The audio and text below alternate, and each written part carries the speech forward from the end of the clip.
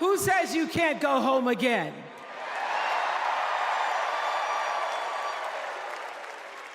After watching the Obamas last night, that was some epic fire, wasn't it? Some epic fire. We're now so fired up, we can't wait to leave here and do something.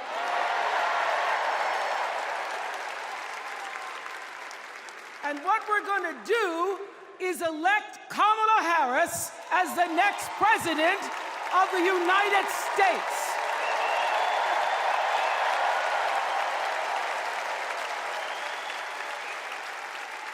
I am so honored to have been asked to speak on tonight's theme about what matters most to me, to you, and all of us Americans: freedom. There are people who want you to see our country as a nation of us against them, people who want to scare you, who want to rule you, people who'd have you believe that books are dangerous and assault rifles are safe, that there's a right way to worship and a wrong way to love, people who seek first to divide and then to conquer. But here's the thing. When we stand together, it is impossible to conquer us.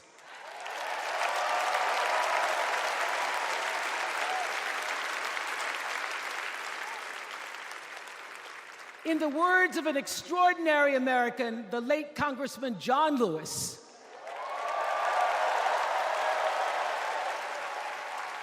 he said, no matter what ship our ancestors arrived on, we are all in the same boat now. Congressman Lewis knew very well how far this country has come because he was one of the brilliant Americans who helped to get us where we are. But he also knew that the work is not done. The work will never be done because freedom isn't free. America is an ongoing project. It requires commitment. It requires being open to the hard work and the heart work of democracy. And every now and then, it requires standing up to life's bullies.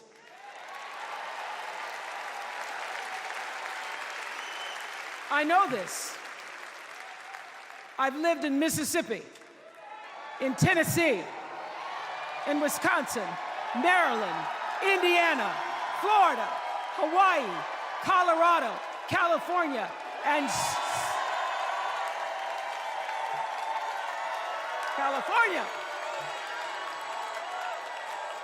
sweet home Chicago, Illinois.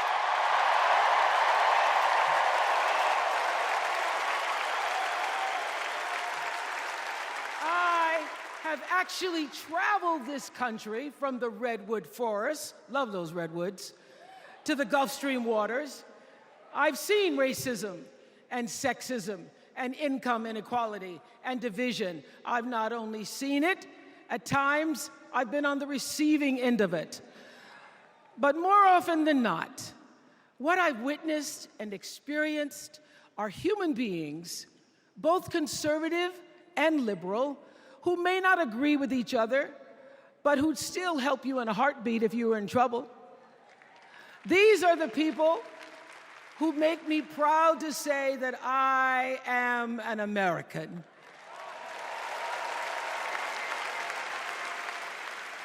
They are the best of America.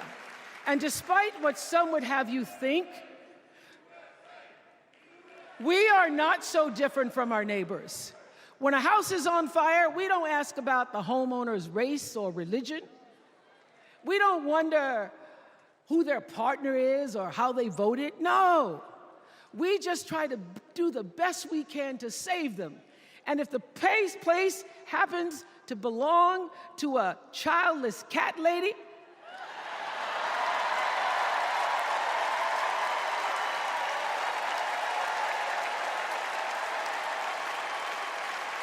well, we try to get that cat out too.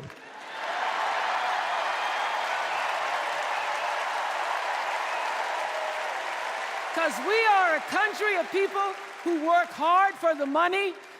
We wish our brothers and sisters well, and we pray for peace. We know all the old tricks and tropes that are designed to distract us from what actually matters, but we are beyond ridiculous tweets and lies and foolery. These are complicated times, people, and they require adult conversation. And I welcome those conversations because civilized debate is vital to democracy, and it is the best of America. Now, over the last couple of nights, we have all seen brave people walk onto this stage and share their most private pain. Amanda and Josh, Caitlin, Hadley, they told us their stories of rape and incest and near-death experiences from having the state deny them the abortion that their doctor explained was medically necessary. And they've told us these things for one reason, and that is to keep what happened to them from happening to anybody else. Because if you do not have autonomy over this, if you cannot control when and how you choose to bring your children into this world and how they are raised and supported, there is no American dream.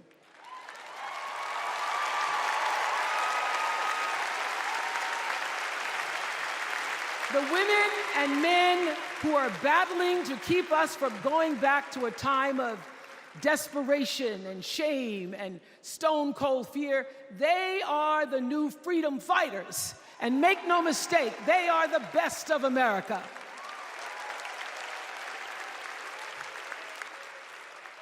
I want to talk now about somebody who's not with us tonight.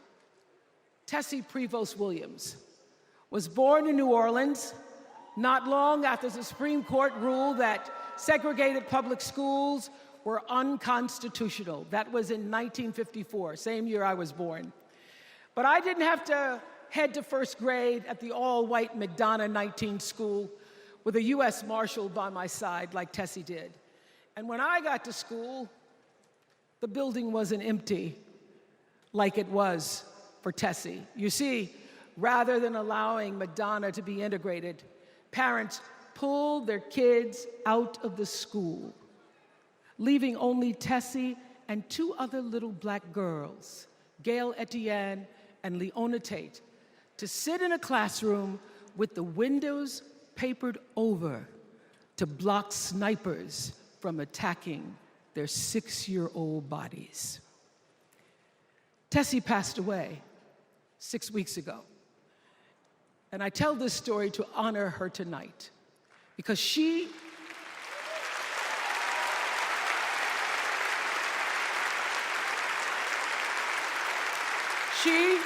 like Ruby Bridges and her friends, Leona and Gail, the New Orleans Four they were called. They broke barriers and they paid dearly for it. But it was the grace and guts and courage of women like Tessie Prevost Williams that paved the way for another young girl who 9 years later became part of the second class to integrate the public schools in Berkeley, California. And it seems to me that at school and at home, somebody did a beautiful job of showing this young girl how to challenge the people at the top and empower the people at the bottom. They showed her how to look at the world and see not just what is, but what can be. They instilled in her a passion for justice and freedom and the glorious fighting spirit necessary to pursue that passion. And soon, and very soon,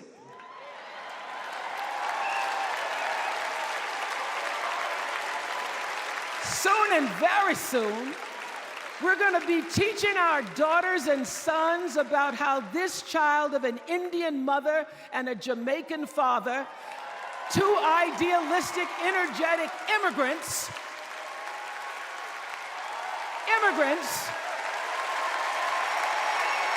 how this child grew up to become the 47th President of the United States. That is the best of America.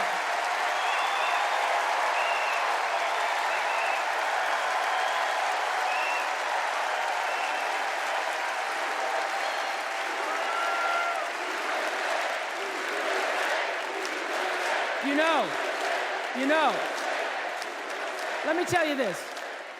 This election isn't about us and them. It's about you and me and what we want our futures to look like. There are choices to be made when we cast our ballot. Now, there's a certain candidate that says if we just go to the polls this one time, that we'll never have to do it again. Well, you know what? You're looking at a registered independent who's proud to vote again and again and again because I'm an American and that's what Americans do. Voting is the best of America. And I have always, since I was eligible to vote, I've always voted my values. And that is what is needed in this election now more than ever. So I'm calling on all you independents and all you undecideds. You know this is true. You know I'm telling you the truth, that values and character matter most of all. In leadership and in life. And more than anything, you know this is true, that decency and respect are on the ballot in 2024.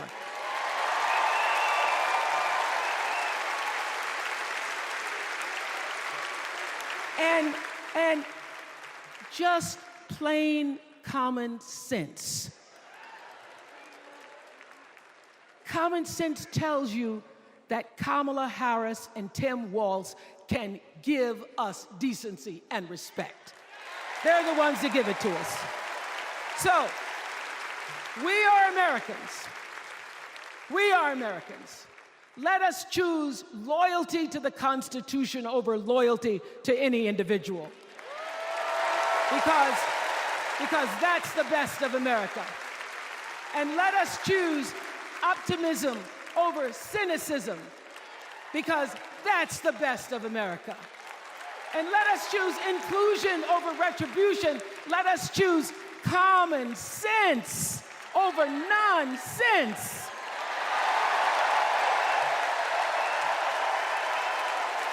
Because that's the best of America.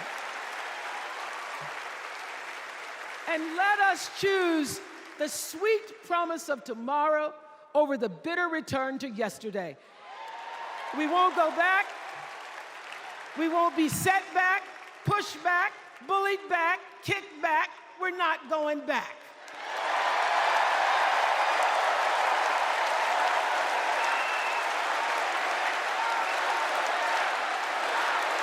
Not going back.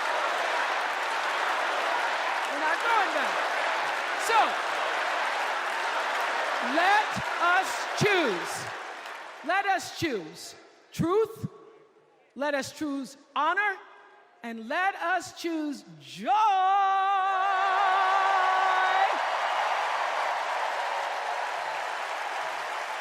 Because that's the best of America. But more than anything else, let us choose freedom. Why?